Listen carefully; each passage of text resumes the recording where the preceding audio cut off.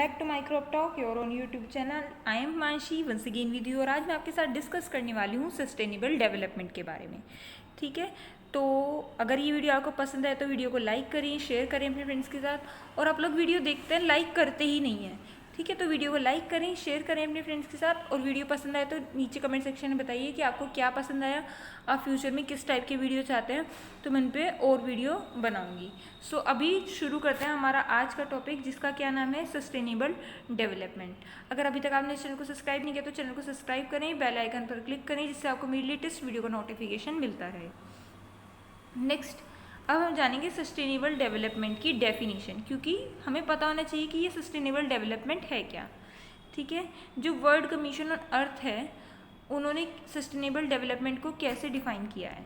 ठीक है, उन्होंने कहा है the development which provide the needs of the present generation without compromising the ability of the future generation to meet their own needs. ठीक है, यानी कि मान लेते हैं कि अभी जो जनरेशन है, ठीक है, अभी जो कौन सी जनरेशन है, अभी टूडेज जनरेशन. ठीक है, और एक होगी हमारी फ्यूचर में आने वाली जनरेशन. ठीक है, तो क्या होगा, ये एक पर्टिकुलर कोई नीड है.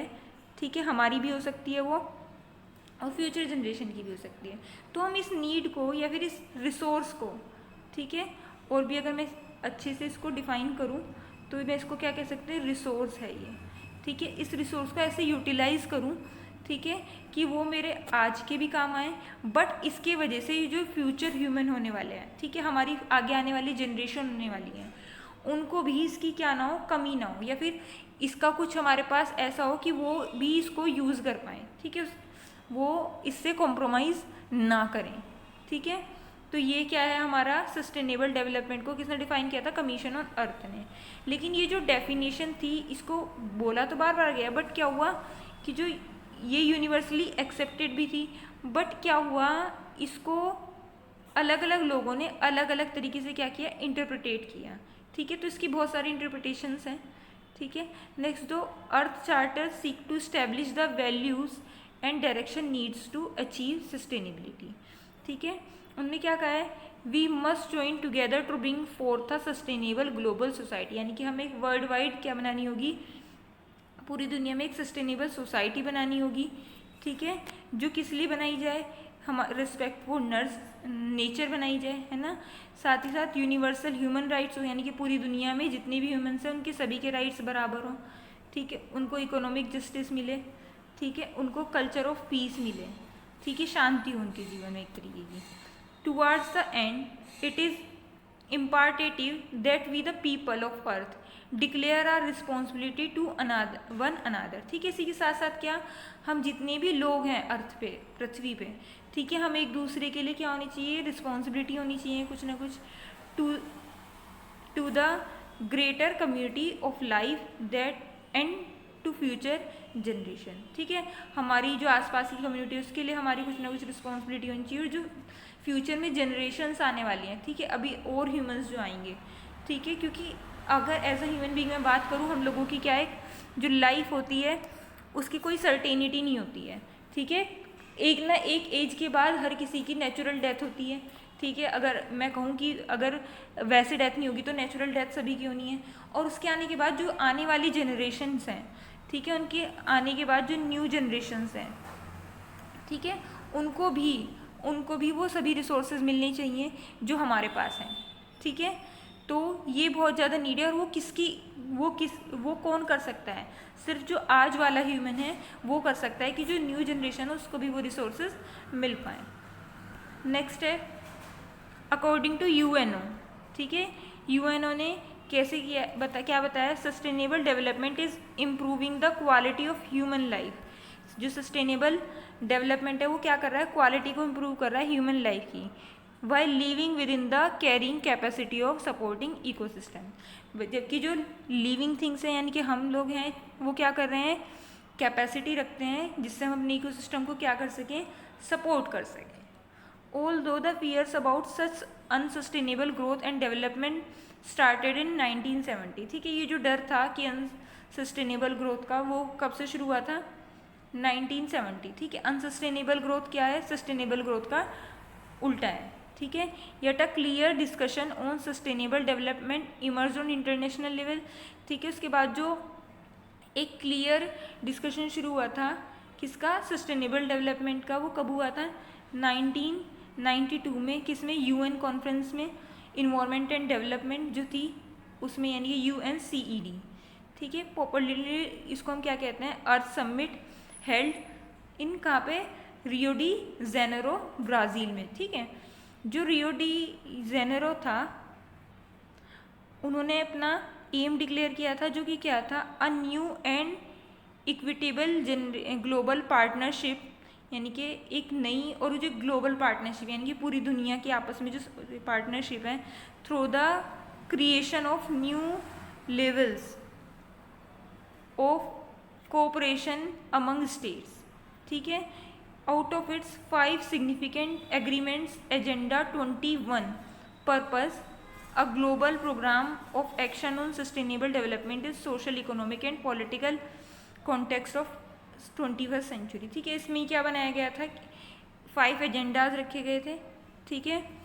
5 स्पेसिफिक एग्रीमेंट्स थे जो कि किस में थे, एजेंडा 21 में थे, बताए गए थे, ठीक है।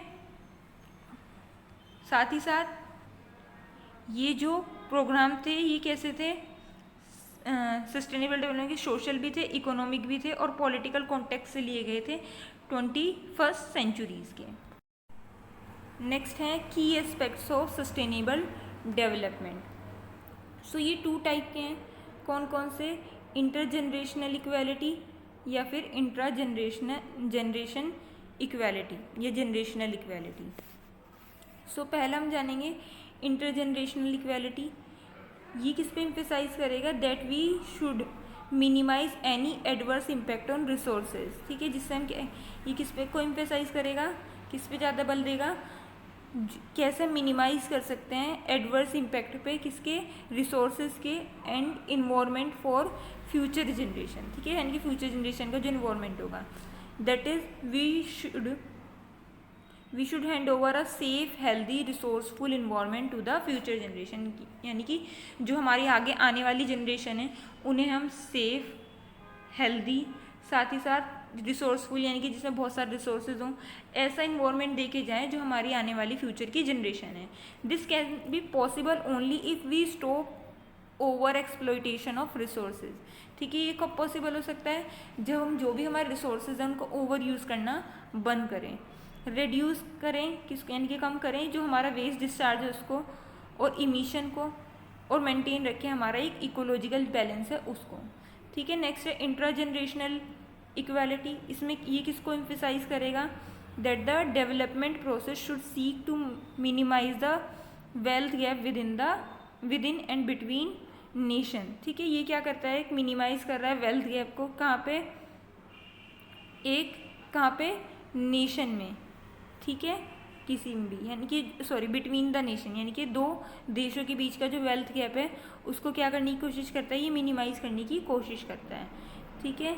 The human development report of united nation 2001, ठीक है, उसमें क्या एम्फेसाइज किया गया था, that the benefit of technology should seek to achieve the goal of intra generational equality.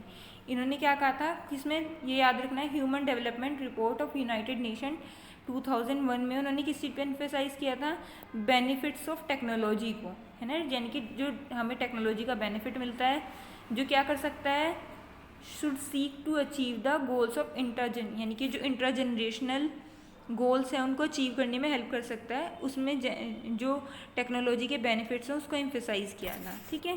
जो technology should be address the problem of the developing countries, ठीक है।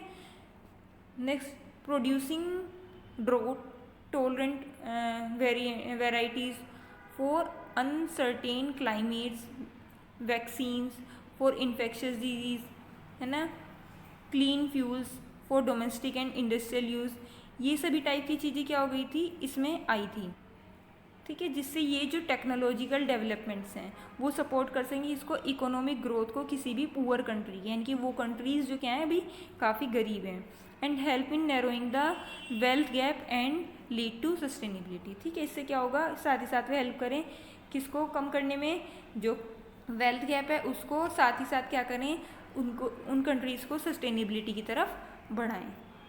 नेक्स्ट है मेजर्स फॉर सस्टेनेबल डेवलपमेंट। ठीक है, क्या क्या मेजर हैं sustainable development के।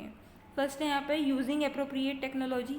ठीक है, यानी कि एक अप्रोप्रिएट टेक्नोलॉजी होनी चाहिए, ठीक है, जो कि इको फ्रेंडली हो, सस्टेनेबल हो, है ना, रिसोर्स इफिशिएंट हो, ठीक है, और कल्चरली सूटेबल हो। ऐसी क्या हो, टेक्नोलॉजी का यूज़ करना चाहिए जिससे क्या हो सके, जो लोकल रिसोर्सेज हैं या लोकल लेबर्स हैं उनको क्या किया जा सके, इन्वॉल्व किया जा सके इन सभी चीज़ों में। ठीक है, नेक्स्ट है reduce, reuse and recycle approaches. ठीक है, रेड्यूस मतलब क्या होता है, किसी भी चीज़ को कम करना। ठीक है, रीयूज़ मतलब उसको अगेन यूज़ करना। ठीक है, मान लिया अगर पोल्यूशन है तो उसको क्या करना है, हमें रिड्यूस करना है। रीयूज़ क्या करना है, जो रिसोर्सेज अवेलेबल हैं उनको फिर से यूज़ किया जा सके। रीसाइकल यानी कि उन्हीं को ही क्या किया जाए, फिर से किसी चीज़ में कन्वर्ट करके उन्हें क्या किया जाए, रीसाइकल किया जाए, यानी कि फिर से यूज़ किया जाए। ठीक है, नेक्स्ट है promoting environmental education and awareness. ठीक है, जो आपको पता ही है, ये जो सिलेबस पढ़ रहे हैं हम इन्वायरमेंट का पढ़ रहे हैं, सो अभी जो स्कूल लेवल हो गया है, कॉलेज लेवल हो गया है, आप देख रहे हो उन सभी में इन्वायरमेंट क्या हो गया है, कंपलसरी हो रहा है। सभी को आजकल छोटे छोटे बच्चों को भी ईवीएस की बुक दी जाती हैं। ठीक है, इन्वायरमेंटल साइंस की। सो बहुत ज़्यादा ज़रूरी है कि हम जो इन्वायरमेंटल एजुकेशन है उससे रिलेटेड जो अवेयरनेस है वो लोगों के अंदर लाएँ। ठीक है, और साथ ही साथ क्या करें, उसको जितना ज़्यादा हो सके डेवलप किया जाए। ठीक है, नेक्स्ट है resource utilization as per carrying capacity. ठीक है, रिसोर्स का उतना ही यूटिलाइजेशन हो जितना क्या है उसकी कैरिंग कैपेसिटी है। ठीक है, नेक्स्ट है improving quality of life including social, cultural and economic dimensions. ठीक है, जो लाइफ की क्वालिटी है उसको क्या करना है, हमें कहीं ना कहीं क्या करना है, बढ़ाना है। ठीक है, इम्प्रूव करना है, चाहे वो सोशल क्वालिटी हो, चाहे क्या है कल्चरल क्वालिटी है, या फिर इकोनॉमिक डायमेंशंस की हम बात कर रहे हैं यहाँ पर। सो ये क्या भी सभी क्या है, मेजर हैं सस्टेनेबल डेवलपमेंट के। ठीक है, इसमें एक चीज़ जो मैं ऐड करना चाहूँगी वो है थर्ड पॉइंट में, promoting environmental education and awareness. ठीक है, हम सभी लोगों को इन्वायरमेंट पढ़ाया जाता है, तो मोस्टली लोग क्या करते हैं कि कोई पढ़ने बैठते हैं, किस लिए, क्योंकि सिलेबस का एक पार्ट है, या फिर दूसरे लोग किस लिए लेके बैठते हैं उसको कि सिलेबस का पार्ट नहीं होकर के वो क्या कर रहे हैं, किसी कॉम्पिटिटिव एग्जाम की तैयारी कर रहे हैं जिसमें इन्वायरमेंट के कुछ क्वेश्चंस हमें पता ही है कंपल्सरी आते हैं। ठीक है, इसलिए ना करके हम अपने इन्वायरमेंट के लिए कुछ करना है इस वे में भी पढ़ें, तो वो हमें बर्डन भी नहीं लगेगा एक सिलेबस। ठीक है, और हम ज़्यादा से ज़्यादा क्या होंगे, अपने इन्वायरमेंट को सपोर्ट कर पाएंगे, उसके बारे में ज़्यादा से ज़्यादा जान पाएंगे। सो आज की वीडियो में इतना ही। आई होप ये वीडियो आपके लिए हेल्पफुल रहा होगा। तो अगर ये वीडियो हेल्पफुल रहा है, अगर आपने इसको लाइक भी नहीं किया तो जल्दी से लाइक करें, शेयर करें अपने फ्रेंड्स के साथ, और नीचे कमेंट सेक्शन में बताएं कि वीडियो आपको कैसा लगा। थैंक्स फॉर वॉचिंग, मिलते हैं नेक्स्ट वीडियो में।